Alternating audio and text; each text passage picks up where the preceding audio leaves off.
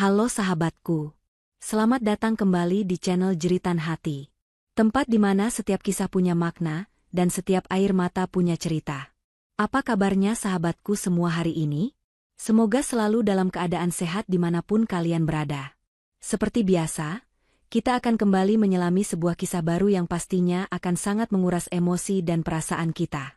Tapi sebelum itu, untuk sahabatku yang baru bergabung atau yang selalu setia di sini, jangan lupa ya, dukung terus channel ini dengan cara like videonya, subscribe channel Jeritan Hati, dan nyalakan loncengnya biar kalian gak ketinggalan cerita-cerita terbaru dari kami. Dan biar kita makin akrab, yuk absen dulu di kolom komentar. Komen nama kalian, asal kota, dan ketik hadir. Saya mau lihat, dari kota mana saja nih yang sudah siap merasakan jeritan hati kali ini? Jika sudah, mari kita mulai. Layar laptop di depan Lily masih menyala terang, memancarkan cahaya biru pucat di ruang kantor yang sudah nyaris gelap. Jam di dinding menunjukkan pukul 9 malam, dan hanya mejanya yang masih terisi di lantai manajerial itu. Tumpukan proposal, data analisis pasar, dan draft kontrak menggunung di sisi kanannya. Ini adalah malam kelima berturut-turut ia lembur, berjuang menyelamatkan kontrak vital dengan klien asal Jepang yang nyaris lepas karena kesalahan pengiriman bulan lalu. Kesalahan yang, ironisnya, disebabkan oleh kelalaian departemen yang diawasi Rizky. Namun, seperti biasa, Lililah yang turun tangan membereskannya. Ia baru saja menutup telepon dengan senyum lega.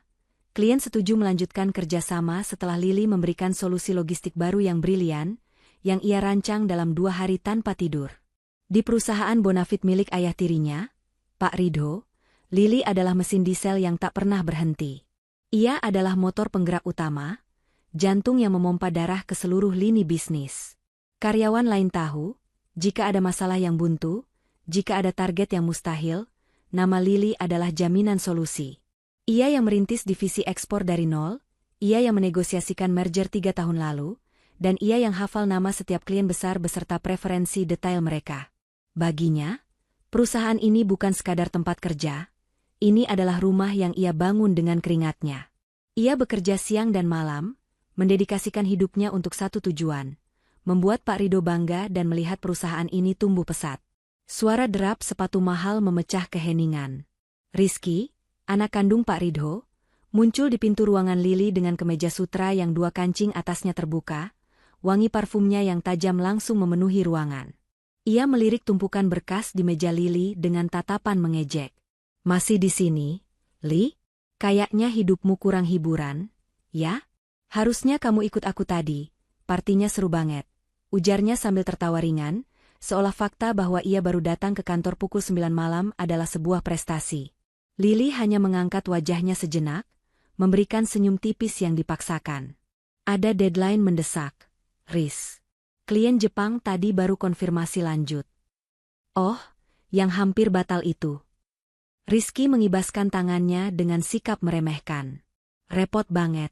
Kalau aku sih, tinggal bilang ke ayah, kita cari klien baru. Ngapain buang-buang waktu mengemis ke mereka?" katanya enteng. Hati Lily mencelos.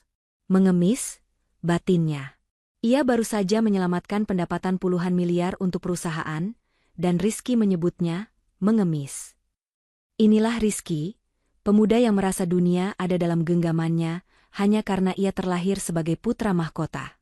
Ia sering datang ke kantor hanya untuk memarkir mobil sport barunya di lobi, mengambil gaji butanya, dan meremehkan siapa saja yang terlihat terlalu serius bekerja, terutama Lily. Ayah pasti senang dengar kabar ini. Hanya itu yang keluar dari mulut Lily, menolak terpancing emosi. Rizky tertawa lagi, tawa yang terdengar sumbang di telinga Lily. "Oh, pasti. Ayah selalu senang sama hasil kerjamu. Tapi ingat, Li, kerja keras itu tugasnya bawahan," katanya, menepuk meja Lily seolah memberi perintah pada pelayan, lalu berlalu pergi, meninggalkan jejak wangi parfum yang menyengat dan rasa pahit di lidah Lily. Lily menarik napas panjang, mencoba mengabaikan duri dalam daging itu. Baginya, pembuktian terbaik adalah hasil, bukan sekadar status anak kandung. Dan Pak Ridho selalu menghargai hasil. Setidaknya, itulah yang Lily yakini selama ini. Di setiap rapat pemegang saham atau pertemuan besar dengan klien, Pak Ridho tidak pernah absen memuji Lily di depan umum. Kenalkan, ini Lili, tangan kanan saya. Begitu Pak Ridho biasa memperkenalkannya, merangkul bahu Lili dengan sikap seorang ayah yang bangga. Perusahaan ini tidak akan sebesar sekarang tanpa dia. Otaknya brilian, dedikasinya jangan ditanya. Saya sangat beruntung punya dia di sisi saya.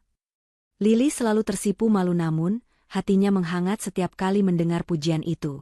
Pujian itu seolah membayar lunas semua malam-malam panjang dan akhir pekan yang ia korbankan. Ia merasa dilihat, merasa diakui, bukan hanya sebagai karyawan, tapi sebagai bagian penting dari keluarga. Ia memuja Pak Ridho, pria yang telah memberinya kesempatan dan kepercayaan yang begitu besar sejak ibunya meninggal.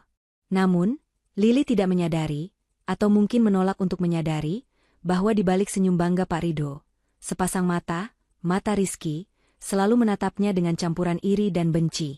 Rizky tidak suka melihat ayahnya memuji orang luar, lebih dari dirinya, anak kandungnya sendiri. Tangan kanan, tapi selamanya nggak akan pernah jadi kepala. Bisik Rizky suatu kali pada manajer lain saat melihat Lili dipuji habis-habisan di ruang rapat.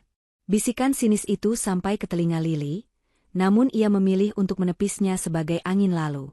Ia terlalu percaya pada keadilan Pak Ridho. Ia yakin, Pak Ridho adalah pria yang adil. Kinerja adalah segalanya di dunia bisnis. Malam itu, setelah Rizky pergi, telepon di meja Lili berdering. Itu Pak Ridho. Lili, saya baru dengar kabar dari klien Jepang. Kamu berhasil lagi. Luar biasa, Nak. Luar biasa. Suara Pak Ridho terdengar sangat gembira dan antusias di seberang sana. Hati Lili yang tadi sempat kesal karena ulah Rizky, langsung menghangat. Terima kasih, Pak. Ini semua juga berkat kerja tim. Jawabnya rendah hati, seperti biasa. Tidak, ini murni kehebatanmu. Kamu memang andalan saya, kata Pak Ridho. Saya jadi semakin yakin dengan rencana saya. Dengar, besok lusa, saya akan kumpulkan semua manajer inti di ruang rapat utama. Ada pengumuman besar yang ingin saya sampaikan. Ini ada hubungannya dengan masa depan perusahaan, dan tentu saja, masa depanmu. Kamu pantas mendapatkannya, Li. Jantung Lili berdebar kencang. Inikah saatnya? Promosi yang selama ini ia impikan? Posisi direktur utama atau bahkan CEO? Pak Ridho sendiri yang bilang ia pantas mendapatkannya. Senyum tulus akhirnya terkembang di bibir Lili yang lelah. Saya tunggu kabarnya, Pak. Terima kasih banyak atas kepercayaan Anda selama ini, katanya, suaranya bergetar karena haru dan antisipasi.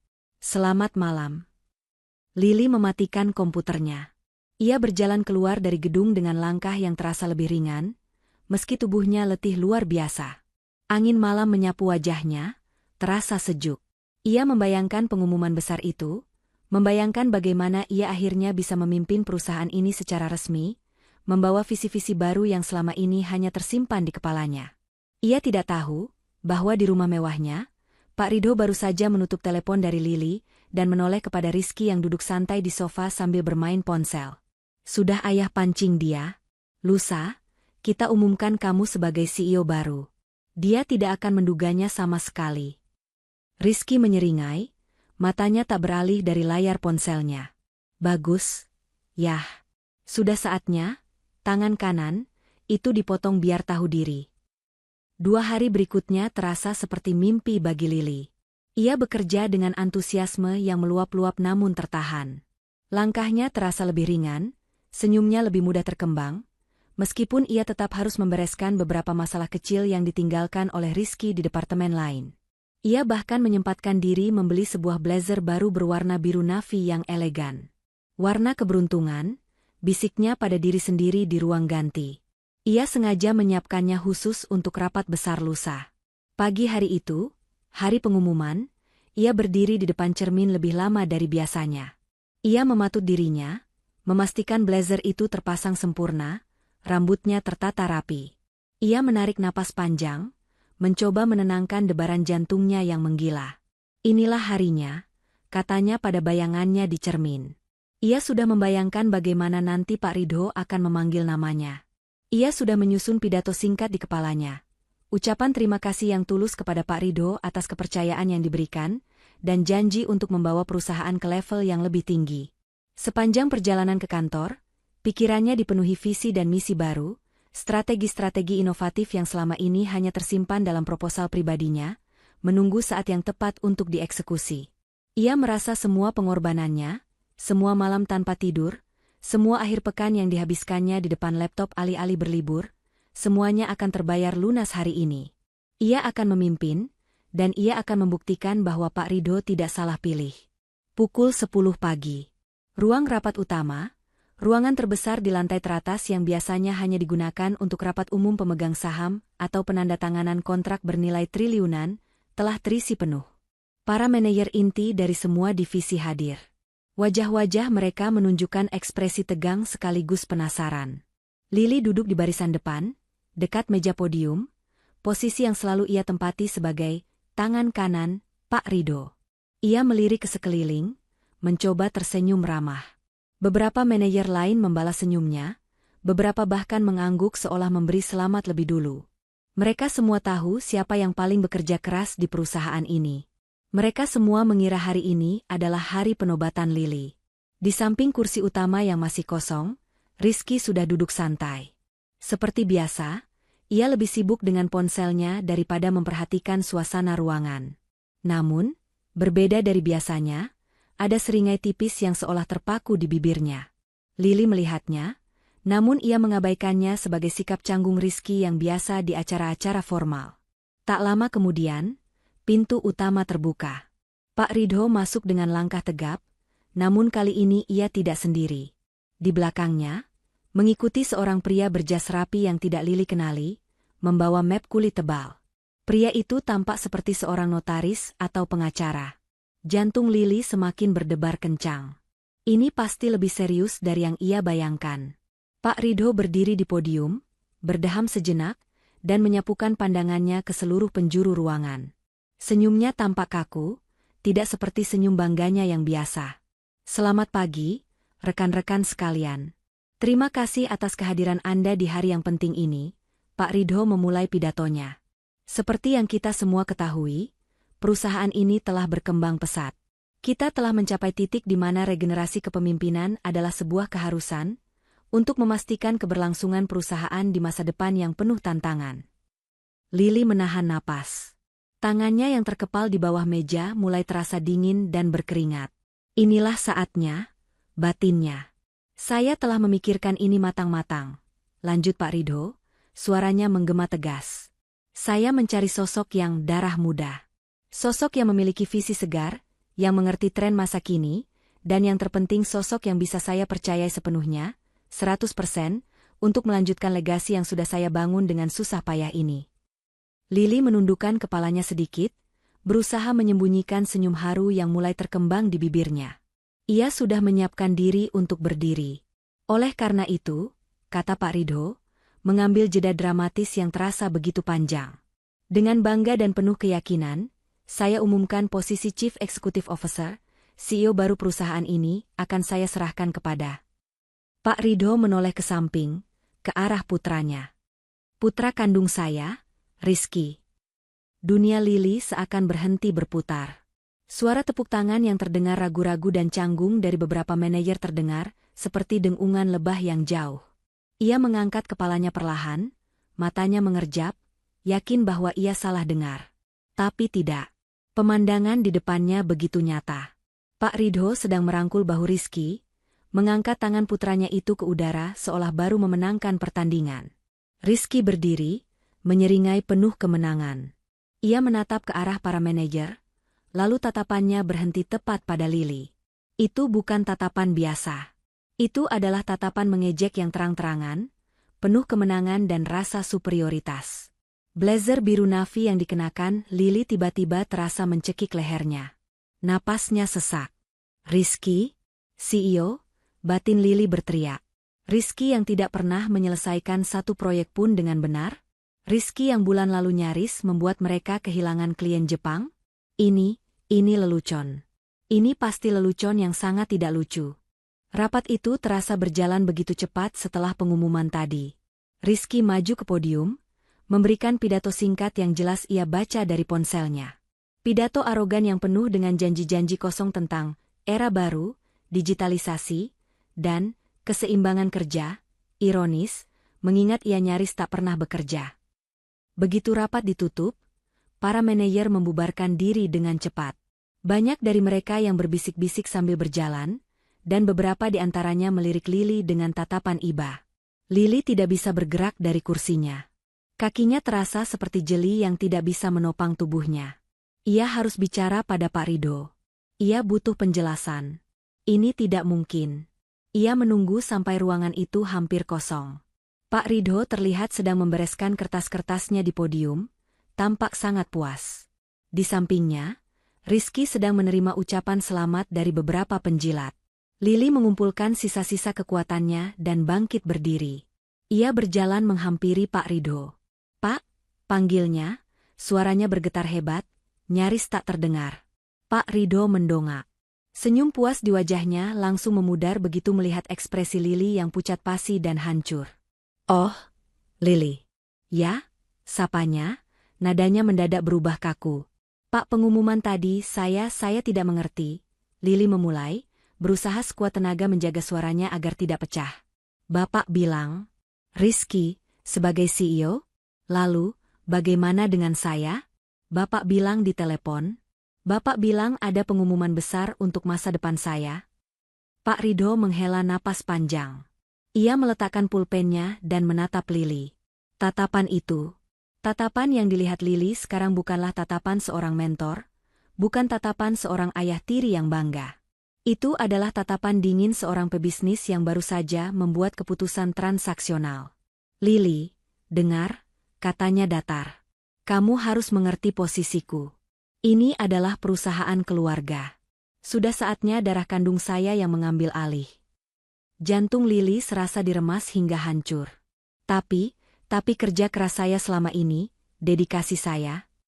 "Ya, kamu sudah bekerja dengan sangat baik," potong Pak Ridho cepat, nadanya kini terdengar tidak sabar, seolah Lily menghalangi pestanya. "Saya akui itu. Tapi Rizky adalah penerus saya. Itu haknya. Itu takdirnya."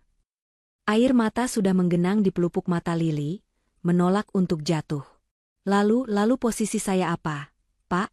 tanyanya lirih, sebuah pertanyaan putus asa. "Apa peran saya sekarang? Melapor ke Rizky?" Pak Ridho terdiam sejenak. Di belakangnya, Rizky, yang menyadari percakapan itu, berjalan mendekat. Ia menatap Lily dengan pandangan meremehkan, lalu berbisik sesuatu di telinga ayahnya. Wajah Pak Ridho yang tadi sempat ragu, kini mengeras seketika. Ia kembali menatap Lily, tatapannya kini sedingin es. "Dengar, Lily. Saya akan memberikan posisi CEO kepada anak kandungku. Perusahaan ini akan punya arah baru di bawah kepemimpinan Rizky." Ia berhenti, mengambil napas, lalu mengucapkan kalimat yang menjadi paku terakhir di peti mati pengabdian Lily. "Kamu tidak dibutuhkan lagi." Lily terhuyung mundur satu langkah, seolah baru saja mendapat tamparan fisik yang sangat keras. Napasnya tercekat. "Ah, apa maksud Bapak?" bisiknya tak percaya. "Maksud saya jelas," kata Pak Ridho, suaranya kini tanpa emosi. "Kamu tidak lagi punya tempat di struktur organisasi yang baru. Kamu bisa ambil pesangonmu di bagian HRD. Terima kasih atas tenagamu selama ini." Pak Ridho kemudian berbalik, tidak mau menatap wajah Lily lagi. Ia merangkul Rizky, dan keduanya berjalan bersama menuju pintu keluar. Tepat sebelum menghilang di balik pintu, Rizky menoleh ke belakang. Ia menatap Lily yang masih membeku seperti patung. Ia tidak mengatakan apa-apa. Ia hanya tersenyum. Senyum mengejek yang paling menyakitkan, penuh kemenangan, seolah berkata, "Lihat, pada akhirnya, darah lebih kental daripada keringatmu." Pintu tertutup. Dan di ruangan yang kini terasa begitu dingin dan kosong itu, air mata yang sedari tadi ditahan Lily akhirnya tumpah ruah, membasahi blazer biru navy yang seharusnya menjadi saksi kemenangannya, namun kini menjadi saksi bisu pengkhianatan terbesar dalam hidupnya. Selama beberapa jam, Lily tidak tahu apa yang ia lakukan. Ia hanya ingat berjalan keluar dari gedung megah itu dengan langkah robotik. Tas tangannya terasa sangat berat, padahal isinya hanya dompet dan ponsel. Ia sampai di lobi, melewati resepsionis yang menatapnya dengan pandangan bingung campur iba. Ia tidak peduli. Ia terus berjalan menembus pintu kaca otomatis, dan udara panas Jakarta yang lembab langsung menerpa wajahnya yang masih basah oleh air mata. Ia tidak memanggil sopir perusahaan yang biasa mengantarnya. Ia berjalan kaki, tanpa tujuan. Blazer biru navy yang tadi pagi terasa begitu membanggakan, kini terasa seperti baju zirah yang berat dan mencekik. Di persimpangan jalan pertama, ia berhenti sejenak di depan sebuah tong sampah. Dengan satu gerakan cepat penuh kemarahan dan rasa sakit, ia melepaskan blazer itu dari tubuhnya, meremasnya dengan sekuat tenaga, dan melemparkannya ke dalam tong sampah. Ia tidak menoleh lagi. Ia berjalan terus, hanya dengan kemeja putihnya yang kini sedikit kusut, melangkah pergi dari kehidupan yang ia kira miliknya. Air matanya terus mengalir tanpa suara sepanjang perjalanan di dalam taksi yang ia panggil secara acak. Pengkhianatan itu terasa begitu dalam, bukan hanya karena kehilangan posisi atau pekerjaan. Ini adalah pengkhianatan dari seorang pria yang ia anggap sebagai ayah. Pak Ridho. Pria yang mengajarinya bisnis, pria yang fotonya ia simpan di meja kerjanya. Kamu tidak dibutuhkan lagi. Kalimat itu terus terngiang di telinganya, berputar-putar seperti kaset rusak. Setiap putaran menusuk hatinya lebih dalam. Seringai kemenangan Rizky terbayang jelas di benaknya. Tangan kanan, tapi selamanya nggak akan pernah jadi kepala. Bisikan sinis Rizky beberapa bulan lalu kini terdengar, seperti nubuat yang menjadi kenyataan. Kebodohannya adalah terlalu percaya. Kebodohannya adalah mengira keringat dan loyalitas bisa mengalahkan hubungan darah. Taksi itu berhenti di depan sebuah bank. Tangis Lili sudah berhenti. Wajahnya sembab, matanya merah, tapi tatapannya kini kosong dan dingin. Rasa sakit yang membara itu perlahan berubah menjadi sesuatu yang lain. Sesuatu yang lebih tajam, lebih fokus. Tekad. Ia masuk ke dalam bank, menarik semua tabungan hasil kerja kerasnya selama belasan tahun.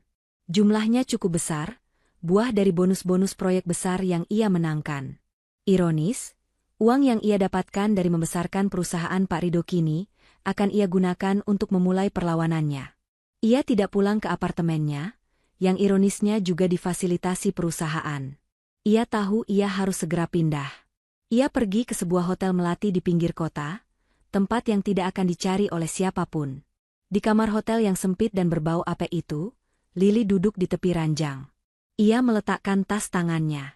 Hanya itu miliknya sekarang. Hatinya hancur berkeping-keping. Namun di antara puing-puing kehancuran itu, sebuah bara api mulai menyala. Tekadnya membara.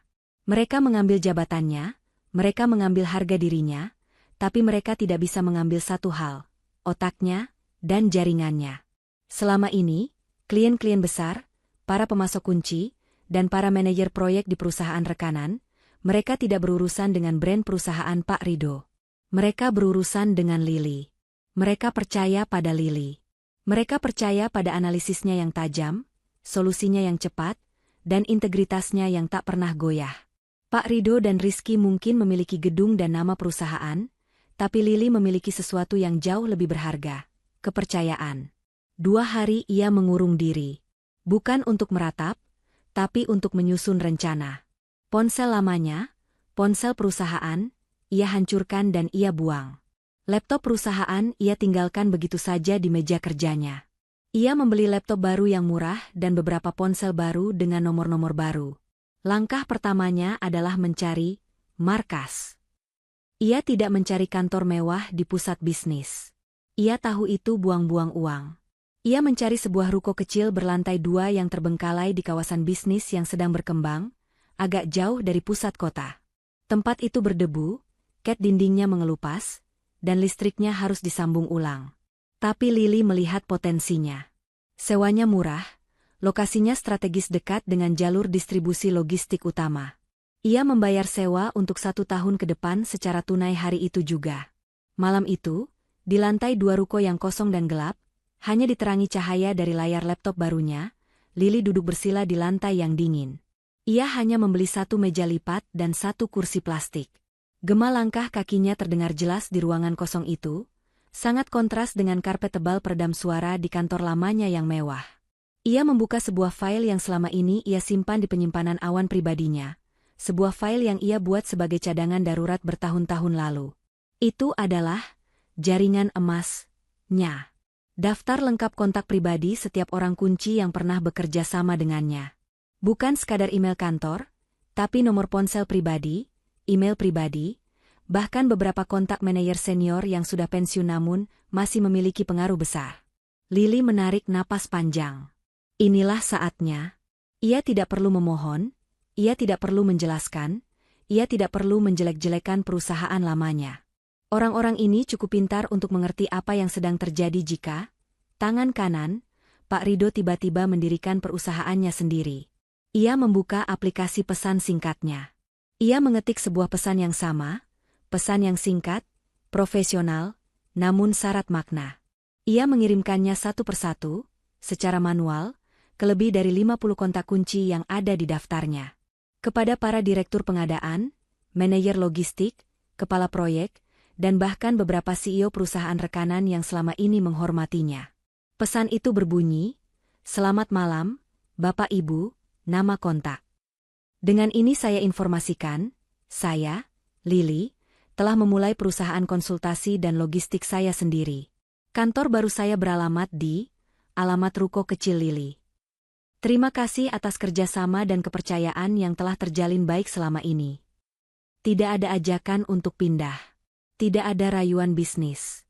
Hanya sebuah pemberitahuan. Sebuah pernyataan fakta."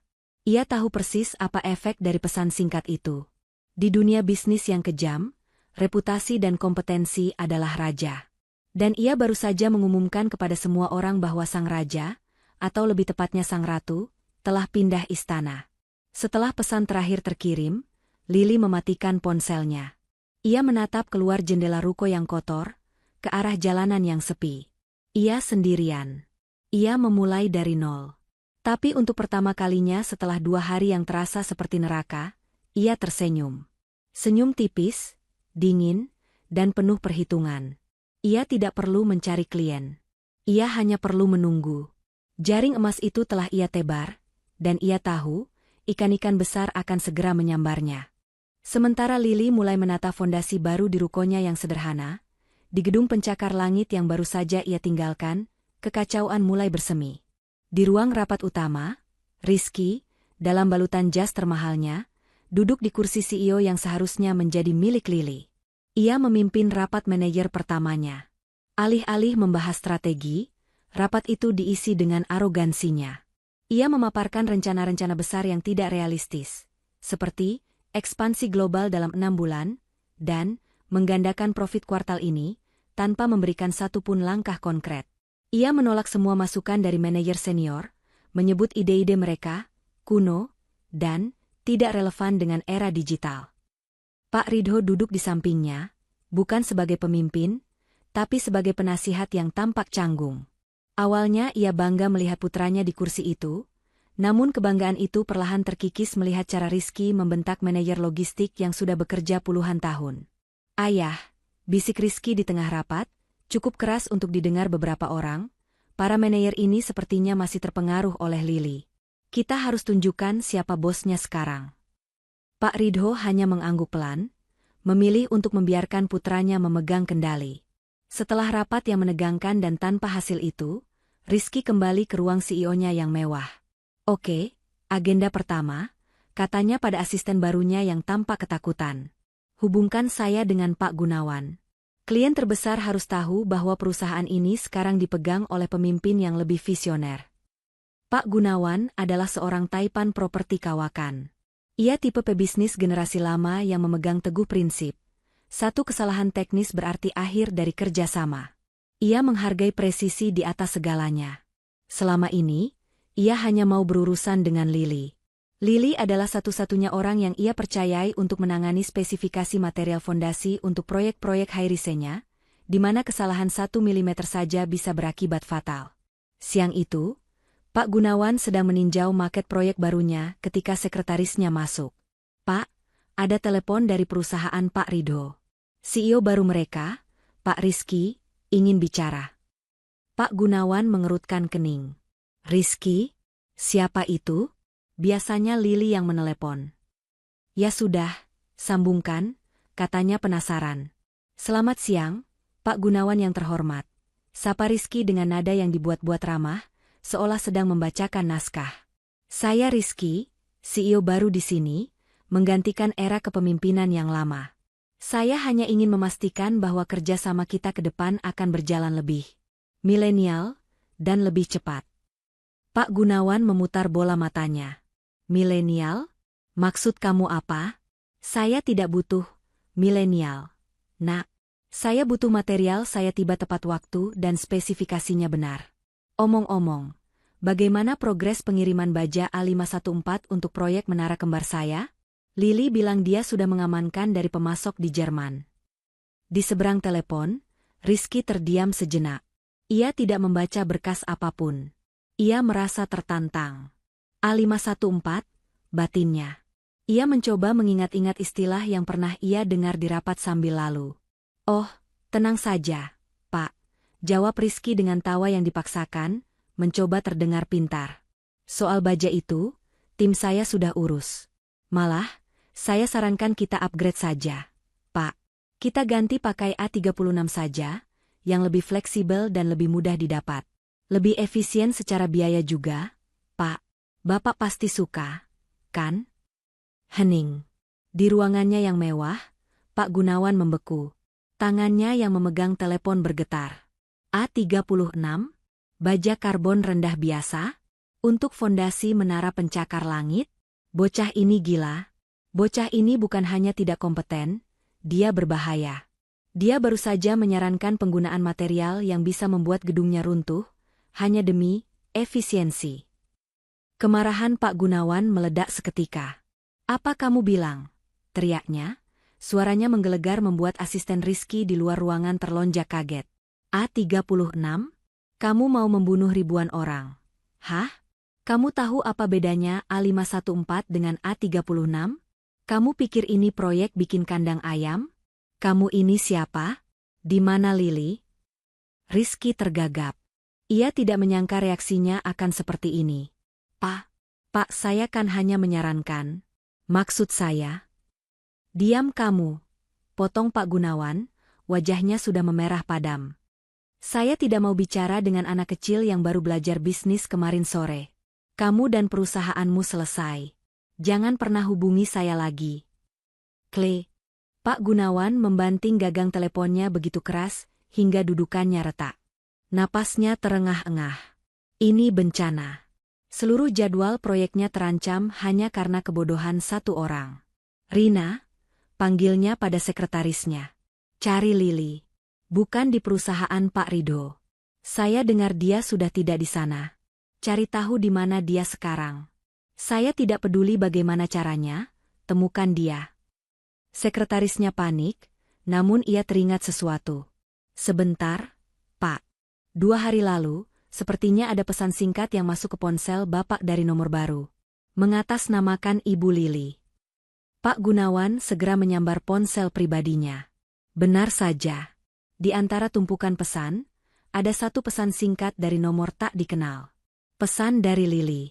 Singkat, profesional, dan mencantumkan sebuah alamat ruko di kawasan industri pinggir kota. Tanpa berpikir 2 kali, Pak Gunawan menyambar kunci mobil dan jasnya. Batalkan semua jadwal saya sore ini, perintahnya.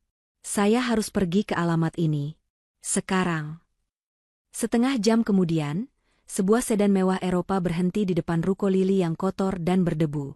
Lili sendiri sedang berada di lantai bawah, berjongkok, mencoba membersihkan lantai keramik yang pecah-pecah dengan kain pel seadanya. Ia mengenakan kaos oblong dan celana kargo. Ia mendongak kaget ketika mendengar suara pintu mobil dibanting. Sosok Pak Gunawan yang gagah dalam setelan jas mahalnya tampak sangat kontras dengan lingkungan kumuh itu. Pak Gunawan masuk, matanya menyapu ruangan yang kosong melompong. Hanya ada satu meja lipat dan satu kursi plastik di sudut. Lili, panggil Pak Gunawan, suaranya terdengar ragu. Lili segera bangkit, mengelap tangannya yang kotor ke celananya. Ia terkejut, namun dengan cepat menguasai diri. Selamat sore, Pak Gunawan. Maaf, tempatnya masih berantakan. Ini kantor baru saya, katanya. Suaranya tenang. Pak Gunawan menatap Lili dari atas ke bawah, lalu tersenyum tipis. Saya tidak peduli, katanya tegas. Saya baru saja bicara dengan CEO baru di perusahaan lama kamu. Bocah itu menyarankan saya pakai baja A36 untuk fondasi menara saya. Dia hampir menghancurkan proyek vital saya yang bernilai triliunan. Mata Lili terbelalak ngeri. A36? Rizky sudah gila? Pak Gunawan melangkah lebih dekat. Lili, saya tidak peduli kamu bekerja di ruko berdebu ini atau di istana kaca. Saya tidak bekerja dengan perusahaan. Saya bekerja dengan kamu. Saya percaya pada otakmu. Ia berhenti sejenak, tatapannya tajam. Semua proyek saya pindahkan ke perusahaanmu. Mulai detik ini, saya mau kamu yang tangani semuanya, seperti biasa. Lili terdiam. Jantungnya berdebar kencang. Ini bukan sekadar klien. Ini adalah klien terbesar. Ini adalah fondasi perusahaannya. Pak, tapi saya belum punya tim. Saya baru. Saya tidak peduli, potong Pak Gunawan lagi. Tim kamu urus. Yang saya tahu, kontraknya harus atas nama perusahaanmu. Kirimkan saya draft kontrak barunya malam ini juga. Saya akan tanda tangani besok pagi. Lili menatap pria di depannya. Rasa haru dan validasi yang ia rasakan jauh lebih besar daripada saat Pak Ridho memujinya di ruang rapat. Ini nyata.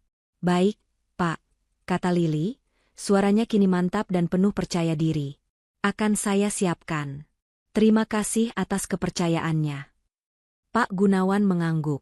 Bukan, Lili, ujarnya sambil berjalan keluar. Saya yang berterima kasih kamu masih mau bekerja. Mobil mewah itu melaju pergi, meninggalkan kepulan debu. Lili berdiri terpaku di tengah ruko kosongnya. Tadi pagi, ia hanya punya tekad. Kini, ia punya kontrak bernilai ratusan miliar. Eksodus pertama telah terjadi. Dan ia tahu, ini baru permulaan. Kabar kepergian Pak Gunawan menghantam perusahaan Pak Ridho seperti badai tsunami. Pak Gunawan bukan sekadar klien besar, dia adalah jangkar. Kepergiannya mengirimkan sinyal kuat ke seluruh industri, bahwa ada sesuatu yang salah secara fundamental di dalam perusahaan itu. Rizky, yang tadinya merasa di atas angin, kini merasakan kepanikan pertamanya. Kehilangan pendapatan sebesar itu di minggu pertamanya menjabat sebagai CEO, adalah sebuah aib yang tak terbayangkan. Namun, alih-alih berkaca pada kebodohannya sendiri, naluri pertamanya adalah mencari kambing hitam. Pagi-pagi sekali, ia mengumpulkan semua manajer yang tersisa dalam rapat darurat. Wajahnya merah pada menahan amarah, jas mahalnya terasa kaku. Siapa yang bertanggung jawab atas hilangnya Pak Gunawan? Teriaknya, menggebrak meja. Suaranya menggema di ruangan yang hening itu. Para manajer, yang sebagian besar adalah orang-orang senior yang dulu sangat loyal pada Lili, hanya bisa saling pandang. Mereka tahu persis siapa yang salah. Kepala divisi teknis, Pak Bima, seorang insinyur senior, mencoba angkat bicara dengan hati-hati. Maaf, Pak Rizky. Setahu saya, Pak Gunawan pergi karena ada kesalahan dalam rekomendasi material. Kesalahan? Potong Rizky, matanya melotot. Kesalahan kalian? Kenapa kalian tidak briefing saya dengan benar? Kenapa kalian biarkan saya bicara tanpa data? Ini pasti sabotase. Ia menunjuk satu persatu manajer di ruangan itu. Kalian semua? Kalian pasti masih pro Lili, kan? Kalian sengaja ingin saya gagal, kan? Kalian pikir saya tidak tahu? Tuduhan itu begitu konyol dan tidak berdasar, hingga para manajer yang tadinya takut kini mulai merasakan kemuakan. Mereka adalah profesional yang telah mengabdi puluhan tahun, dan kini mereka dituduh menyabotase oleh seorang bocah arogan yang bahkan tidak tahu beda baja fondasi dan baja ringan. Saya tidak mau tahu, lanjut Rizky. Mulai hari ini, semua proposal yang keluar harus lewat meja saya. Saya tidak percaya lagi pada kalian semua. Setelah rapat yang penuh racun itu, suasana kantor berubah drastis. Yang tadinya dinamis dan kolaboratif di bawah arahan Lili, kini menjadi penuh ketakutan dan bisik-bisik. Rizky mengunci diri di ruangannya, mencoba memikirkan cara untuk menutupi lubang besar di anggaran yang ditinggalkan Pak Gunawan. Tapi otaknya tidak terbiasa mencari solusi. Otaknya hanya terbiasa menghamburkan uang. Keputusan pertama yang ia ambil bukanlah mencari klien baru atau memperbaiki layanan. Keputusan pertamanya adalah memotong anggaran. Dengan satu goresan pena, ia membekukan seluruh anggaran riset dan pengembangan, R&D, departemen yang selama ini menjadi ujung tombak inovasi perusahaan. Kita tidak butuh riset-riset mahal. Kita butuh efisiensi, katanya pada manajer keuangan yang tampak syok.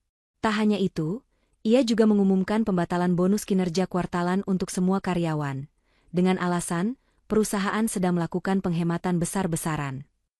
Ironisnya, di saat yang sama ketika email pengumuman pemotongan bonus itu menyebar ke seluruh karyawan dan menciptakan gelombang kekecewaan massal, sebuah tim desainer interior mewah terlihat memasuki lobi. Mereka berjalan lurus menuju ruang CEO. Rizky telah menyetujui proposal renovasi total ruang kerjanya yang diajukan seminggu sebelum ia diangkat. Ia ingin ruangannya mencerminkan standar global, lengkap dengan meja kayu jati impor seharga ratusan juta, sofa kulit Italia, dan sistem audio tanam tercanggih. Kabar ini menyebar lebih cepat dari email HRD. Para karyawan yang baru saja membaca pengumuman pemotongan bonus kini, melihat para pekerja renovasi mulai membongkar furnitur di ruang CEO. Kemarahan mereka tak tertahankan. Ini bukan lagi soal kompetensi, ini soal kewarasan. Pak Ridho, yang awalnya mencoba menjaga jarak dan membiarkan putranya belajar, akhirnya tidak tahan lagi. Beberapa manajer senior meneleponnya secara pribadi, mengeluhkan pemotongan anggaran R&D yang vital dan renovasi konyol di tengah krisis. Pak Ridho merasa malu sekaligus cemas. Ia bergegas mendatangi ruangan Rizky. Ia menemukan putranya sedang asyik memilih sampel warna cat dinding bersama desainer interior, seolah dunia sedang baik-baik saja. "Rizky," panggil Pak Ridho dengan nada tertahan namun tegas. "Bisa kita bicara sebentar? Berdua saja." Desainer itu segera pamit keluar, merasakan ketegangan. Begitu pintu tertutup, Pak Ridho menatap putranya dengan tatapan yang sudah lama tidak ia tunjukkan. Tatapan seorang ayah yang kecewa. "Apa-apaan ini, Rizky? Kamu memotong anggaran R&D? Kamu membatalkan bonus karyawan? Dan kamu merenovasi ruanganmu di saat seperti ini? Kita baru saja kehilangan klien terbesar kita." Pak Ridho berusaha menjaga suaranya agar tidak meninggi.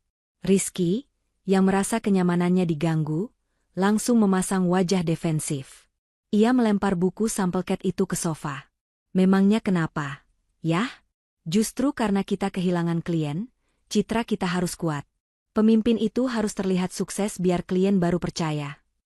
Sukses itu dari kinerja, Rizky, bukan dari cat dinding," balas Pak Ridho, suaranya mulai naik.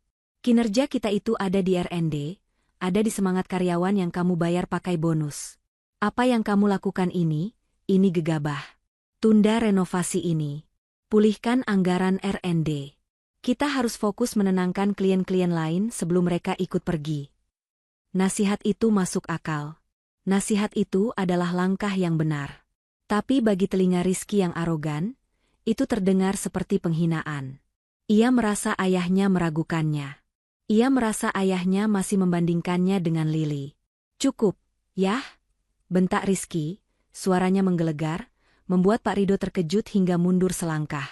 "Ayah sudah memberiku posisi ini. Ayah yang bilang ini waktunya regenerasi. Jadi biarkan aku bekerja dengan caraku sendiri." Rizky melangkah maju, menantang tatapan ayahnya. "Ayah pikir gampang memimpin orang-orang yang masih memuja Lily? Mereka semua meremehkanku. Dan sekarang ayah ikut-ikutan meremehkanku? Kalau ayah terus ikut campur urusan teknis seperti ini, mereka tidak akan pernah menghormatiku. Biarkan aku bekerja. Ayah tinggal duduk tenang dan lihat saja nanti." Pak Ridho terdiam membisu. Ia menatap wajah putranya yang memerah karena amarah. Ini bukan lagi putranya yang manja. Ini adalah monster arogan yang ia ciptakan sendiri. Ia telah memberikan kekuasaan mutlak kepada orang yang sama sekali tidak siap, dan kini ia sendiri yang dibentak. Tanpa berkata apa-apa lagi, Pak Ridho berbalik. Ia membuka pintu dan berjalan keluar dari ruang CEO itu. Ia bisa merasakan puluhan pasang mata karyawan di luar ruangan menatapnya. Mereka pasti mendengar bentakan Rizky tadi. Ia berjalan melewati mereka dengan kepala tertunduk, rasa malu dan cemas yang luar biasa menjalari hatinya. Ia baru saja menyadari satu hal. Ia telah menyerahkan kemudi kapal besarnya kepada seorang kapten yang buta, dan sang kapten baru saja memborgolnya di dalam kabin. Di dunia bisnis yang saling terhubung, berita besar tidak pernah bisa disimpan dalam brankas.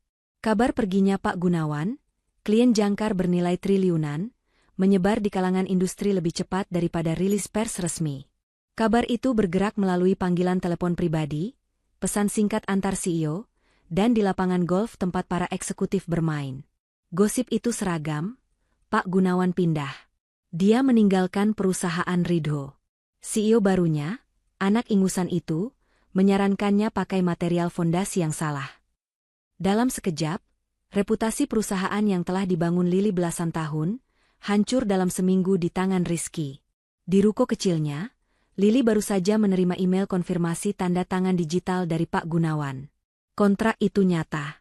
Ratusan miliar rupiah kini mengalir ke rekening perusahaan barunya yang bahkan belum memiliki papan nama. Lili merasakan gelombang kelegaan sekaligus tekanan yang luar biasa.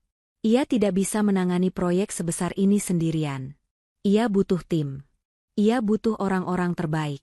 Ia menatap layar laptopnya, membuka daftar kontak internal perusahaan lamanya. Ia tahu siapa saja insinyur terbaik, siapa manajer keuangan paling teliti, dan siapa kepala logistik paling cerdik. Ia tergoda untuk menelepon mereka, merayu mereka. Namun, ia menahan diri. Ia tidak mau dituduh membajak karyawan. Ia harus bermain bersih. Ia tidak sadar bahwa ia tidak perlu melakukan apapun. Kembali ke perusahaan Pak Ridho, suasana kerja sudah mencapai titik terendah. Kepanikan Rizky atas hilangnya Pak Gunawan telah bermutasi menjadi tirani. Tuduhannya tentang sabotase di rapat darurat, bab 5, telah membakar jembatan terakhir antara dirinya dan para manajer senior. Pak Bima, kepala R&D yang dihormati, pria yang mendedikasikan 20 tahun hidupnya untuk inovasi teknis, duduk di ruangannya yang kini sepi. Anggaran departemennya telah dibekukan oleh Rizky. Semua proyek riset material barunya dihentikan. Baginya, ini bukan sekadar pemotongan anggaran. Ini adalah penghinaan terhadap karya hidupnya. Pada saat yang sama, Bu Ranti, manajer keuangan yang cermat, baru saja dipaksa oleh Rizky untuk mencairkan dana darurat perusahaan, bukan untuk operasional, tapi untuk membayar DP meja kayu jati impor seharga mobil mewah untuk ruang CEO. Puncaknya terjadi saat jam makan siang. Pak Bima, Bu Ranti, dan Pak Heru, kepala logistik, duduk bersama di kantin yang lengang. Mereka bertiga adalah pilar perusahaan, 3 serangkai, yang selalu diandalkan Lili. Saya tidak bisa lagi, Pak Bima membuka suaranya berat. Bukan soal bonus yang dipotong. Tapi dia membekukan proyek A514 modifikasi yang sedang kita kembangkan untuk Pak Gunawan. Dan sekarang dia menyalahkan kita atas kepergian klien itu? Saya tidak sudi bekerja untuk bocah yang tidak tahu bedanya inovasi dan renovasi. Bu Ranti mengangguk setuju. Saya baru saja harus menandatangani cek untuk sofa kulitnya. Sementara saya harus menolak klaim lembur karyawan di bawah. Hati nurani saya tidak bisa terima ini, Pak. Pak Heru, yang paling pendiam, hanya berkata singkat. Lili sudah mengirimkan alamat barunya. Ketiganya terdiam. Mereka saling memandang. Tak perlu ada kata-kata lagi. Sore itu, 3 surat pengunduran diri diletakkan di meja HRD. Rizky, yang sedang sibuk memantau pekerja renovasi di ruangannya, hanya melirik surat-surat itu dengan angkuh. Bagus. Pecundang-pecundang tua itu akhirnya pergi. Kita bisa rekrut darah muda yang lebih segar dan lebih murah.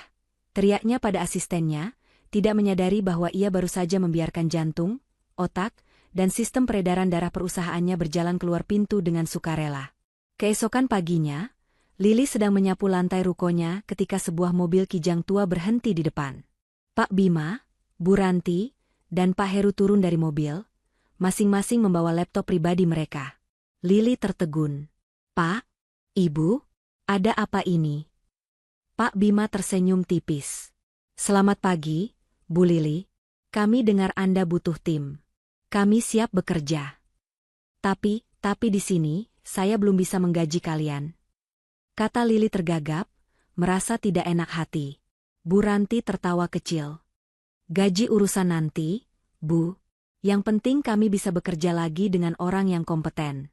Kami lebih baik duduk di lantai berdebu ini bersama Anda, daripada duduk di kursi empuk di bawah kepemimpinan yang ibu tahu sendiri. Lili merasakan matanya memanas. Ini lebih berharga dari kontrak Pak Gunawan. Reputasinya telah membawakan tim terbaik di industri kepadanya. Baik, kata Lili, suaranya mantap. Kalau begitu, mari kita mulai bekerja. Dengan bergabungnya 3 serangkai, perusahaan baru Lili langsung tancap gas.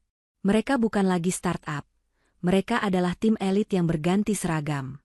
Mereka bekerja di atas meja lipat, menyusun strategi untuk proyek Pak Gunawan dengan kecepatan dan presisi yang luar biasa.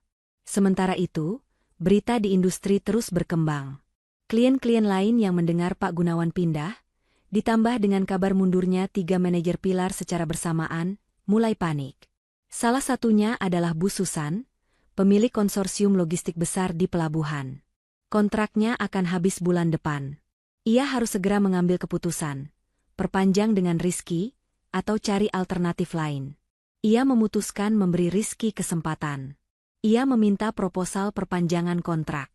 Rizky, yang merasa ini adalah kesempatannya untuk pamer, menyusun proposal setebal 50 halaman. Proposal itu dicetak mewah, penuh gambar ilustrasi 3D, dan menggunakan bahasa marketing yang berbunga-bunga, sinergi disruptif, era baru logistik, solusi berbasis AI, padahal Departemen R&D-nya sudah lumpuh. Namun, ketika tim Bu Susan memeriksanya, mereka menemukan kesalahan fatal. Di halaman kalkulasi biaya bahan bakar dan handling time, datanya kacau. Angkanya tidak masuk akal. Itu adalah data lama yang tidak diperbarui, data yang seharusnya dianalisis oleh Pak Heru. Di saat yang sama, Bu Susan, atas rekomendasi Pak Gunawan, menelepon Lili. Bu Lili, saya dengar Anda punya perusahaan baru. Bisa tolong kirimkan saya proposal untuk penanganan kargo saya? Lili, bersama Pak Bima dan Pak Heru, bekerja semalaman. Mereka tidak membuat proposal 50 halaman. Mereka hanya membuat 5 halaman. Isinya bukan gambar mewah, tapi data murni, analisis efisiensi rute baru yang dirancang Pak Heru, dan usulan penggunaan sistem pelacakan baru, ide Pak Bima yang ditolak Rizky. Proposal itu ramping, padat, inovatif, dan harganya 15% lebih efisien. Bu Susan duduk di mejanya, menatap 2 proposal yang berseberangan. Di kirinya, proposal tebal dari Rizky, indah di luar, kosong dan penuh kesalahan di dalam. Di kanannya, proposal tipis dari Lili, sederhana di luar, brilian dan penuh solusi di dalam. Di dunia bisnis, reputasi adalah mata uang. Dan hari itu, mata uang Lili bernilai jauh lebih tinggi. Bu Susan mengangkat telepon. Halo, Bu Lili. Saya sudah baca proposalnya. Kapan kita bisa mulai? Satu lagi klien besar berpindah tangan. Dan ini baru permulaan. Perusahaan Lili, yang tadinya hanya ruko kecil, kini terlalu sibuk. Lili terpaksa menyewa ruko di sebelahnya untuk menampung tim baru dan proyek-proyek yang mulai mengalir deras. Guncangan akibat kepergian Pak Gunawan dan Bu Susan, serta eksodus 3 serangkai, memang hebat, namun itu barulah gempa pembuka. Badai sesungguhnya, bencana yang akan meruntuhkan seluruh fondasi perusahaan Pak Rido, baru saja akan dimulai. Pukulan telak itu datang dalam bentuk sebuah amplop coklat besar dari panitia tender pemerintah. Undangan presentasi final proyek multitahun Pelabuhan Nusantara. Ini bukan sekadar proyek. Ini adalah mahkota. Ini adalah tender vital yang menyumbang hampir 40% dari total pendapatan perusahaan setiap tahunnya. Proyek ini adalah jantung yang memompa darah ke puluhan proyek-proyek klien lain yang lebih kecil. Selama 8 tahun terakhir, Lilihlah yang selalu memimpin tim untuk memenangkan tender ini, dengan proposal teknisnya yang tanpa celah dan analisis biayanya yang presisi. Di kantor lamanya, Rizky menerima undangan itu dengan seringai arogan. Baginya, ini bukan tantangan, ini adalah formalitas. Pelabuhan Nusantara? Itu kan sudah pasti punya kita, katanya pongah pada asistennya. Ayah sudah berteman lama dengan kepala panitianya. Yang penting, presentasi kita harus terlihat. Wah, saya tidak mau proposal kuno seperti buatan Lili dulu. Saya mau video CGI, drone footage, pakai istilah artificial intelligence dan smart port. Kita jual visi, bukan detail teknis yang membosankan. Selama 2 minggu berikutnya, Rizky menghabiskan sisa anggaran perusahaan untuk menyewa agensi digital termahal, memproduksi video presentasi yang sangat mentereng, lebih mirip trailer film blockbuster daripada proposal teknis. Ia bahkan tidak pernah membuka data teknis proyek tahun-tahun sebelumnya. Di ruko kecilnya yang kini sudah diperluas hingga 3 unit dan berdinding partisi seadanya, Lily juga menerima undangan yang sama. Perusahaan barunya, PT Cahaya Inovasi, nama yang ia daftarkan diam-diam, berhasil lolos kualifikasi administrasi. Pak Bima, Bu Ranti, dan Pak Heru menatap Lily dengan tegang. Kita akan melawan mereka, Bu, tanya Pak Heru. Lily menatap tim intinya dengan tatapan membara. Kita tidak akan melawan mereka, jawab Lily tenang. Kita akan mengalahkan mereka. Pak Bima, siapkan data analisis struktur tanah terbaru. Pak Heru, saya mau revisi total alur logistik bongkar muat, gunakan algoritma efisiensi yang Bapak buat tapi ditolak Rizky itu. Bu Ranti, tekan biayanya seminimal mungkin tanpa mengorbankan kualitas. Kita tidak menjual mimpi. Kita menjual kenyataan yang lebih baik. Hari presentasi pun tiba. Ruang auditorium di kementerian terasa dingin dan menegangkan. Tim Rizky mendapat giliran pertama. Seperti yang ia rencanakan, presentasinya sangat memukau secara visual. Video CGI menampilkan pelabuhan futuristik dengan kapal-kapal otonom dan robot-robot yang bekerja. Rizky berdiri di podium, berbicara penuh semangat tentang revolusi digital dan era baru maritim Indonesia. Para panitia tender, yang terdiri dari insinyur-insinyur senior dan ahli birokrasi, awalnya mengangguk-angguk. Namun, sesi tanya-jawab adalah awal kehancurannya. Seorang panitia senior, ahli struktur sipil, bertanya, presentasi yang menarik, Pak Rizky. Tapi saya tidak melihat analisis mitigasi penurunan muka tanah, subsidence, di area dermaga C. Mengingat data terbaru kami menunjukkan adanya pergerakan tanah, bagaimana proposal Anda menangani ini? Spesifikasi tiang pancang apa yang Anda gunakan? Mata Rizky mengerjap.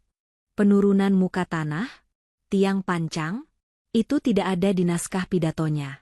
Ia melirik ke arah manajer teknis baru yang ia rekrut, seorang pemuda yang lebih ahli membuat slide presentasi daripada menghitung struktur.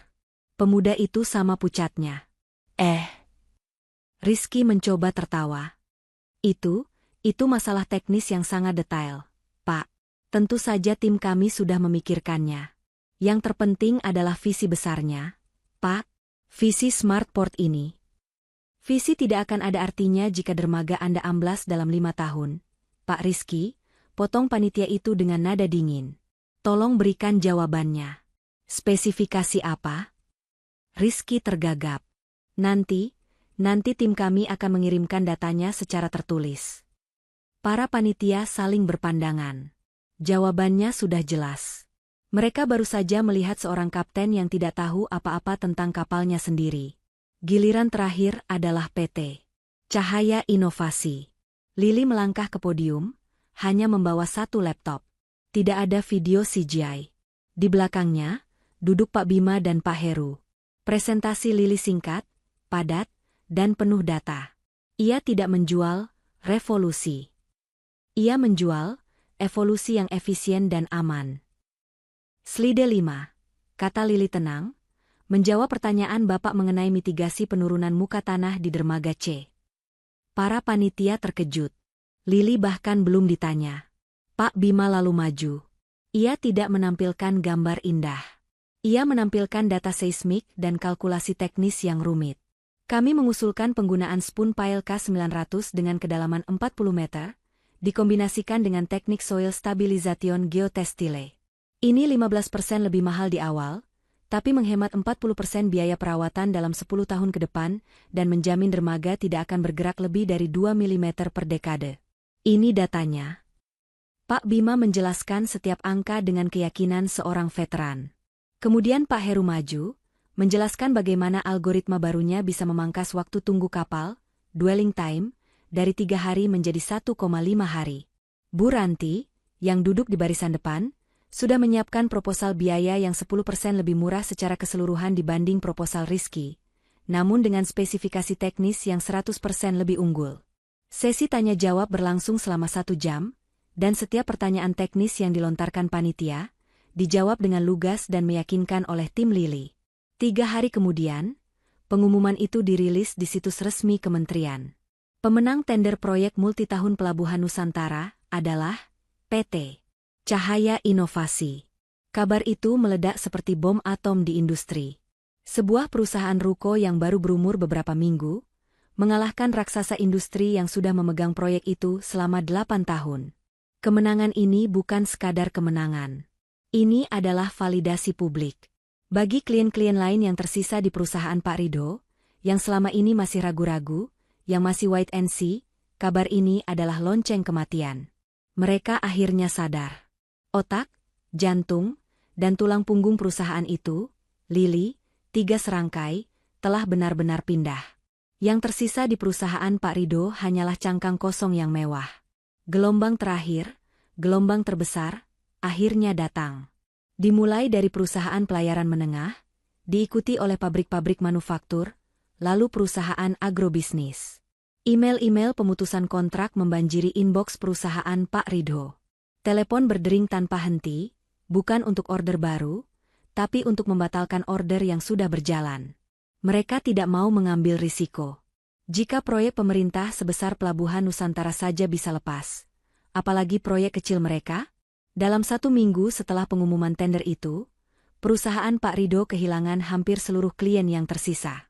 Manajer keuangan baru yang menggantikan Bu Ranti berlari ke ruangan Pak Ridho dengan wajah pucat pasi, membawa selembar kertas berisi grafik yang menukik tajam. Pak, ini gawat. Setelah tender pelabuhan itu lepas, semua klien kecil ikut membatalkan kontrak. Proyeksi kita kehilangan 90% klien kita, Pak. Dalam 1 minggu. Rizky mengunci diri di ruang CEO-nya yang baru direnovasi, tidak berani keluar.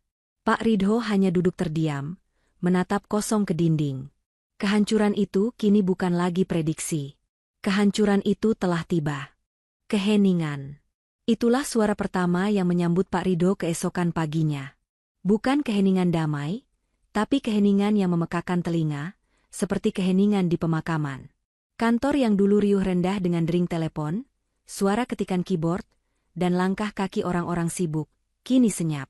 Di lobi utama yang mewah, resepsionis yang dulu selalu tersenyum ramah kini duduk dengan mata sembab, di depannya ada kotak kardus. Sebagian besar meja di lantai operasional sudah kosong. Hanya tersisa segelintir karyawan yang masih datang, bukan untuk bekerja, tapi untuk mengambil barang-barang pribadi mereka, berbisik-bisik dengan wajah cemas. Lampu di sebagian koridor bahkan sudah dimatikan untuk menghemat biaya. Perusahaan itu lumpuh total. Telepon di meja manajer keuangan baru, pengganti Bu Ranti, berdering tanpa henti. Tapi itu bukan panggilan dari klien. Manajer baru itu mengangkatnya dengan tangan gemetar. Halo ya. Saya mengerti, Pak, tapi kami sedang mengusahakan klik. Panggilan terputus. Itu dari bank. Cek pembayaran gaji karyawan untuk bulan ini ditolak. Dananya tidak cukup. Saldo perusahaan telah terkuras habis oleh biaya operasional, pembayaran penalti pembatalan kontrak mendadak, dan tentu saja, renovasi ruang CEO yang baru lunas dibayar minggu lalu. Begitu telepon diletakkan, telepon lain berdering. Kali ini dari pemasok baja utama. Mereka mengancam akan menempuh jalur hukum karena 3 faktur terakhir belum dibayar. Satu persatu, para penagih utang mulai berdatangan. Di lantai bawah, suasana jauh lebih panas. Sekelompok karyawan yang dipimpin oleh mandor gudang, pria-pria bertubuh tegap yang loyalitasnya diukur dengan gaji yang tepat waktu, berkumpul di depan ruang HRD. Mereka tidak lagi berbisik. Mereka berteriak. Mana pesangon kami? Kami di PHK sepihak tanpa gaji. Teriak sang mandor. Kami dengar perusahaan bangkrut. Kami tidak mau tahu. Bayar hak kami sekarang. Staf HRD yang ketakutan hanya bisa mengunci diri di dalam ruangan. Situasi menjadi kacau. Kepercayaan telah lenyap, digantikan oleh kemarahan dan keputusasaan.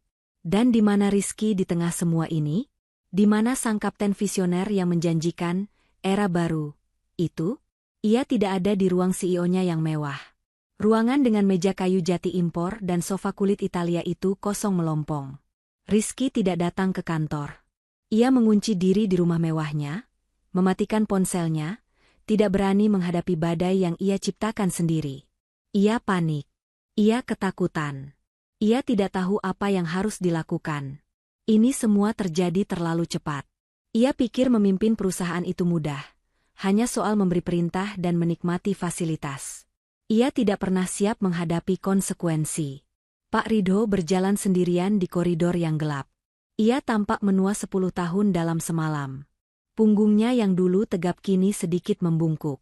Ia bisa mendengar teriakan-teriakan karyawan dari lantai bawah.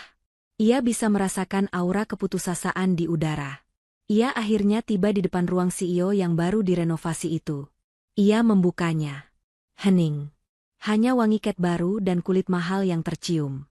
Kemewahan ruangan itu kini terlihat seperti sebuah lelucon yang sangat pahit, sebuah monumen kebodohan yang dibangun di atas fondasi yang rapuh. Ia berdiri di tengah ruangan itu, menatap meja kayu jati yang mengilap. Meja yang harganya setara dengan pesangon 50 karyawannya. Ia menelepon Rizky. Berkali-kali. Tidak diangkat. Akhirnya, ia menelepon ke telepon rumah. Rizky yang mengangkat, suaranya serak dan penuh amarah. Apa? Yah?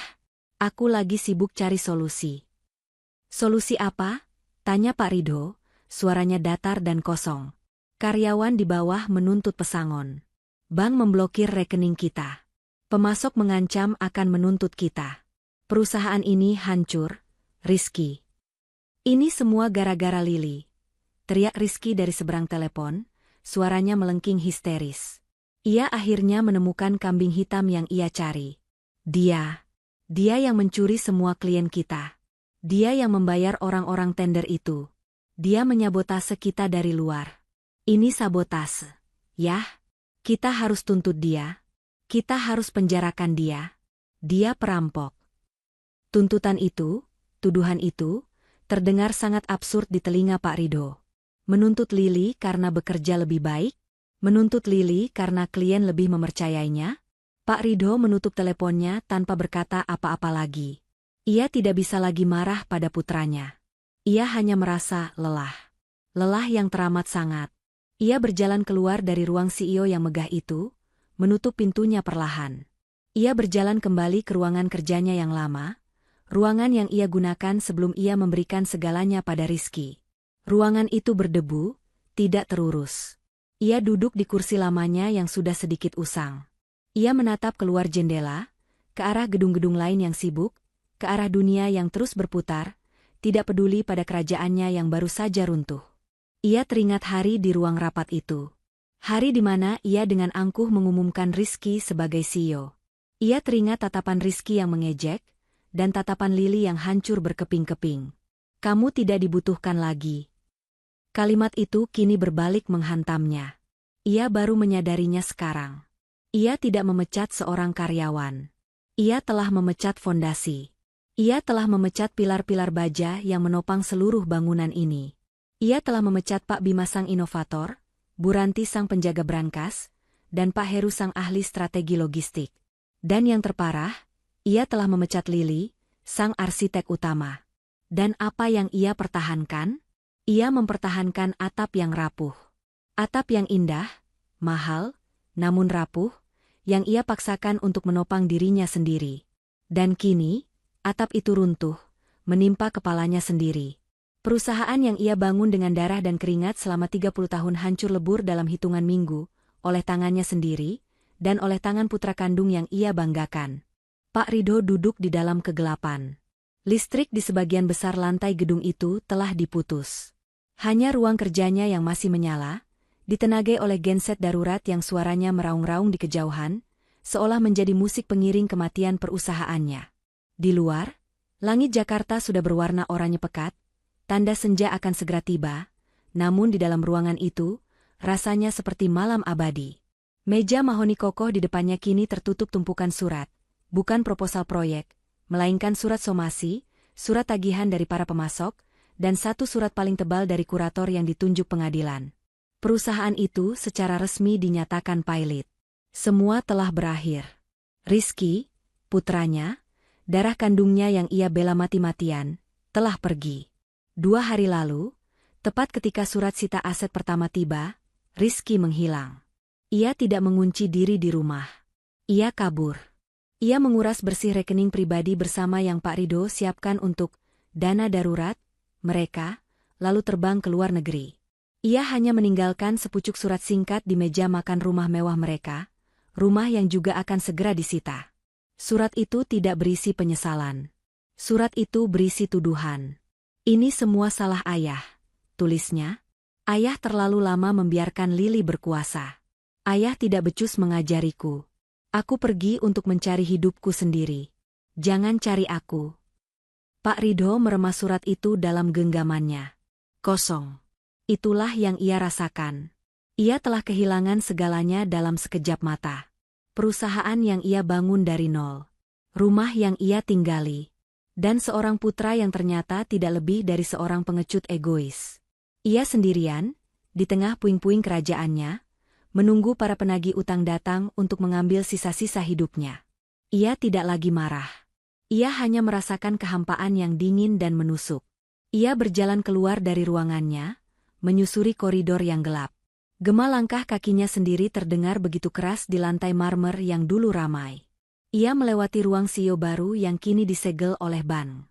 Meja kayu jati dan sofa kulit Italia itu bahkan belum sempat ia nikmati, kini menjadi aset sitaan yang ironis. Ia terus berjalan, seolah ditarik oleh sebuah kenangan. Ia berhenti di depan sebuah ruangan yang lebih kecil, di sudut lantai. Ruang kantor lama Lili. Pintunya tidak terkunci. Ia mendorongnya. Ruangan itu kosong, tentu saja. Tapi anehnya, ruangan ini terasa lebih hidup daripada ruang CEO yang mewah tadi. Masih ada sisa-sisa stiker motivasi di dinding, bekas lingkaran cangkir kopi di atas meja yang berdebu. Disinilah Lili biasa lembur, disinilah otak perusahaan ini dulu bekerja. Pak Ridho menyentuh permukaan meja yang dingin itu. Ia bisa membayangkan Lili duduk di sana, dengan wajah serius menatap layar laptop, lalu mendongak dan tersenyum padanya. Sudah beres, Pak. Klien setuju. Ia kembali ke ruang kerjanya yang suram.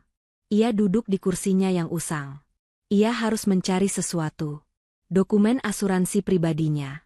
Mungkin sesuatu yang bisa ia selamatkan. Ia membuka laci mejanya, laci yang sudah lama tidak ia buka, penuh dengan tumpukan berkas-berkas lama, pulpen kering, dan kuitansi-kuitansi usang. Tangannya mengaduk-aduk isi laci itu, mencari-cari. Tiba-tiba, jemarinya menyentuh sesuatu yang berbeda. Bukan kertas, bukan plastik. Sesuatu yang kecil dan bertepi kaku. Ia menariknya keluar. Itu adalah sebuah dompet tua yang sudah mengelupas. Dompet yang ia gunakan belasan tahun lalu. Ia membukanya, dan dari dalam lipatan dompet itu, sebuah foto usang terjatuh ke atas meja. Foto itu sudah kusam, warnanya memudar menjadi kekuningan. Ia mengambilnya dengan tangan gemetar. Jantungnya serasa berhenti berdetak. Itu adalah foto dirinya. Dan Lili. Bukan Lili yang dewasa, yang kompeten, yang ia hianati di ruang rapat. Ini adalah Lili kecil, mungkin berusia 8 atau 9 tahun. Mereka berada di taman bermain. Pak Ridho muda tampak tersenyum lebar ke arah kamera, menggendong Lili di bahunya. Dan Lili. Lili kecil itu memeluk lehernya erat-erat, wajahnya bersinar dengan tawa murni seorang anak kecil, tatapannya penuh pemujaan dan kepercayaan absolut. Pak Ridho teringat hari itu. Itu adalah hari ulang tahun pernikahan pertamanya dengan Ibu Lili, sebelum beliau meninggal. Lili kecil sangat pemalu, namun hari itu, untuk pertama kalinya, ia memanggil Pak Ridho, Ayah. Bukan Om atau Pak. Tapi, Ayah. Tangan Pak Ridho mulai bergetar hebat. Foto di tangannya seakan bergetar. Ia menatap senyum penuh kepercayaan di wajah Lili kecil itu. Lalu, bayangan lain melintas di benaknya, wajah Lili yang pucat pasi di ruang rapat. Wajahnya yang hancur, matanya yang berkaca-kaca penuh ketidakpercayaan, bibirnya yang bergetar saat ia bertanya, lalu posisi saya apa, Pak? Dan ia, dengan dingin dan kejam, menjawab, kamu tidak dibutuhkan lagi. Arg. Pak Ridho berteriak. Bukan teriakan keras, tapi erangan tertahan yang keluar dari lubuk hatinya yang paling dalam. Air mata yang tidak pernah ia keluarkan saat perusahaannya bangkrut, air mata yang tidak ia teteskan saat Rizky mengkhianatinya, kini tumpah ruah. Ia menangis. Menangisi kebodohannya. Menangisi kekejamannya. Ia sadar, ia tidak hanya kehilangan perusahaan. Ia telah menghancurkan hati seorang anak yang tulus menyayanginya seperti seorang ayah. Ia telah membuang berlian demi mempertahankan batu kerikil yang runcing. Di tengah isak tangisnya yang tertahan, ia meraih ponsel pribadinya yang tergeletak di meja. Layarnya retak. Baterainya hampir habis. Ia membuka kamera dengan tangan yang masih gemetar. Ia memotret foto usang yang ada di tangannya. Gambar itu buram karena guncangan tangannya dan air matanya yang menetes. Ia tidak peduli. Ia membuka aplikasi pesan singkat. Ia mencari satu nama yang sudah lama tidak ia hubungi. Lily, pribadi. Nomor yang ia simpan sejak Lily masih kuliah. Ia menempelkan foto buram itu ke dalam pesan. Jari-jarinya melayang di atas tombol kirim. Apa yang ingin ia katakan? Maafkan aku? Aku bangkrut? Putraku kabur? Aku menyesal? Tidak ada kata-kata yang cukup. Tidak ada kata-kata yang pantas. Akhirnya, ia tidak mengetik apapun. Ia hanya menekan tombol, kirim. Sebuah pesan singkat pertama setelah berbulan-bulan kebisuan dan permusuhan. Bukan pesan marah. Bukan pesan bisnis. Hanya sebuah foto usang. Potongan kenangan dari masa lalu yang ia hancurkan sendiri. Di seberang kota, di 3 ruko yang kini telah disulap menjadi kantor modern yang sibuk, Lily sedang memimpin rapat finalisasi proyek Pelabuhan Nusantara. Witebo Art di belakangnya penuh dengan coretan data dan jadwal. Pak Bima, Bu Ranti, dan Pak Heru duduk di sekelilingnya, bersama 10 karyawan baru yang mereka rekrut. Suasananya penuh energi dan optimisme. Ponsel bisnis Lily di atas meja bergetar setiap beberapa detik, email dan pesan dari klien-klien baru terus masuk. Lily mengabaikannya. Tiba-tiba, dari dalam tas tangannya, sebuah getaran lain terasa. Getaran dari ponsel lamanya, ponsel pribadinya, yang ia simpan hanya untuk berjaga-jaga. Getaran dari ponsel itu selalu membuatnya waspada. Ia meminta izin timnya sebentar. Ia membuka tasnya dan mengambil ponsel pribadi itu. Satu notifikasi pesan. Dari nomor yang ia kenali sebagai Pak Rido. Jantungnya berdebar. Dengan hati-hati, ia membukanya. Tidak ada teks. Hanya sebuah gambar. Foto dirinya, masih kecil, tertawa di bahu Pak Rido. Lily tertegun. Ia menatap foto itu lama sekali. Ruangan rapat yang tadinya riuh, mendadak terasa senyap di telinganya. Semua emosi yang ia kubur dalam-dalam, rasa sakit, kemarahan, kerinduan akan sosok ayah, dan kemenangan, bercampur aduk menjadi satu. Ia tidak tahu harus merasakan apa. Foto usang itu terasa membakar layar ponsel pribadi Lily. Rapat yang tadinya riuh dengan diskusi strategi pelabuhan, mendadak hening. Pak Bima, Bu Ranti, dan Pak Heru, yang kini menjadi pilar-pilar utama PT Cahaya Inovasi, menatap pimpinan mereka dengan cemas. Wajah Lily, yang biasanya tenang, penuh perhitungan, dan selalu dalam komando, kini menyiratkan sesuatu yang sangat rumit. Ada kilatan rasa sakit yang lama terpendam, sebuah luka lama yang dipaksa terbuka kembali. Namun, seperti seorang jenderal yang terlatih, ia dengan cepat menguasai dirinya. Ia menarik napas pelan, mengunci layar ponselnya, dan meletakkannya kembali ke dalam tas. Maaf, katanya, suaranya sedikit serak namun cepat kembali normal. Kita lanjutkan. Pak Bima, tolong ulangi poin Anda tentang jadwal kedatangan material. Rapat pun berlanjut. Lily kembali fokus. Otaknya kembali membedah data dan jadwal. Tapi di dalam hatinya, sebuah pertempuran kecil sedang terjadi. Gambaran tawa polosnya di bahu Pak Rido berbenturan hebat dengan gambaran wajah dingin pria itu saat berkata, "Kamu tidak dibutuhkan lagi." Pesan itu, foto itu, adalah sebuah tanda. Tanda kelemahan? Permintaan tolong? Atau sekadar penyesalan yang terlambat? Lily tidak tahu, dan ia memutuskan untuk tidak mencari tahu. Ia tidak membalas pesan itu. Apa yang harus ia katakan? Terlambat? Saya sudah menang? Bagaimana rasanya hancur? Rasanya semua itu sia-sia dan kekanak-kanakan. Kemenangannya sudah nyata, ia tidak perlu menggosokkannya lagi ke wajah pria yang telah menghancurkan hatinya. Beberapa hari berlalu. Lily membiarkan foto itu mengendap di dasar ingatannya. Ia terlalu sibuk untuk bernostalgia pada rasa sakit. Perusahaannya kini mempekerjakan hampir 100 karyawan, mengambil alih semua proyek vital yang dulu ditelantarkan oleh Rizky. Ia baru saja menandatangani akta pembelian gedung kantor baru, sebuah gedung berlantai 5 yang layak di kawasan bisnis yang sedang berkembang, jauh dari ruko sempit berdebu tempat ia memulai segalanya. Hidupnya berjalan maju dengan kecepatan penuh. Suatu sore, saat Lily sedang meninjau cetak biru untuk lobi gedung barunya bersama seorang desainer, interkom di mejanya berbunyi. "Ibu Lily," suara resepsionis barunya terdengar ragu, "maaf mengganggu. Ada seorang bapak-bapak di lobi. Beliau tidak punya janji temu. Katanya beliau ingin bertemu ibu. Namanya Pak Ridho." Hening sejenak. Desainer di depan Lily berhenti bicara. Pak Bima, yang kebetulan sedang berada di ruangan Lily untuk menyerahkan laporan, langsung menegang.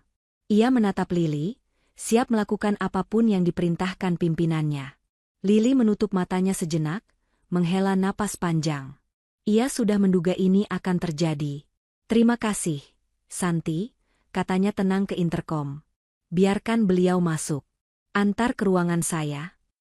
Pak Bima menatapnya tak percaya. "Bu, Anda yakin?" Lily mengangguk. "Tidak apa-apa, Pak.